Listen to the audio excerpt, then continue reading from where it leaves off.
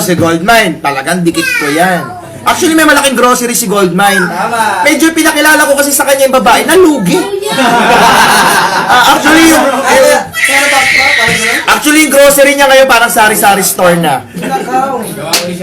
Nabaliw sa design.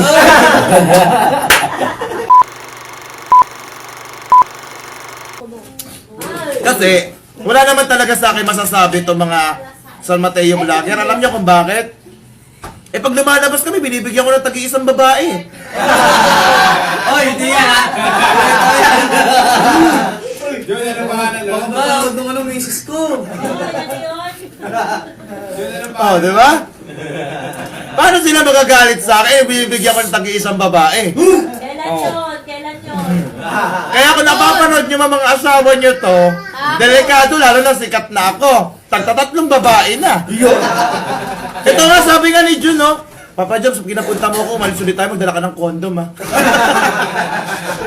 Ay. Condom na yan, ba't napkin yung... Ano yan? Ano yung narinig ko? Kaya, ayan na, nagalit na yung asawa. Hindi, basta sa akin, inamin ko lang. Ano Bakit yun? kaya nalalabas ulit? Hindi ko pa alam eh, kasi si Bombay, wala namang asawa. Hindi, sorry te, kung nagtatampo ka kay Jack, ha? At least ako, totoong tao. Binigyan ko talaga, ang gusto pa ka ni Jack, tisay. Patay tayo dyan. Oh, sabi niya, oh, Papa Jobs, yung nag-request, hila siya. Papa Jobs, ibigay mo sa akin yung medyo mabango ha. Nakaraan kasi amoy putok eh. Kaya binigyan ko ng tisay. Hindi totoo yan. Ang gusto ko, tisoy. Kaya alam niyo po, tisoy yung gusto ko. Gago. Iwas ka, Oh, ha? kaya hindi nagagalit sa akin sila. Parang alam ko na mangyari sa pag-uwi ko. Tapos, Ay, wala tama yan. tapos nasa dito kay Goldmine. Ikaw ba? Ito kay Goldmine. Tapos si Goldmine, talagang dikit ko yan. Actually, may malaking grocery si Goldmine. Tama. Medyo pinakilala ko kasi sa kanya yung babae na lugi. Actually, Pero bakit ba? Parang gano'n? actually, yung grocery niya ngayon parang sari-sari store na. Nakaw. Gawa ko siya bago. Nabaliw sa design. Sergio, ano masabi mo?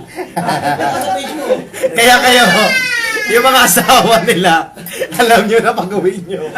Sasabihin, utang ina, sino yung asawa, sino sinasabi ni Juban? Sasabihin nila ako, Len, pinapaalala ko sa mga asawa nila, sasabihin niya pag-uwi. Uy, alam mo naman, prankster si Juban eh.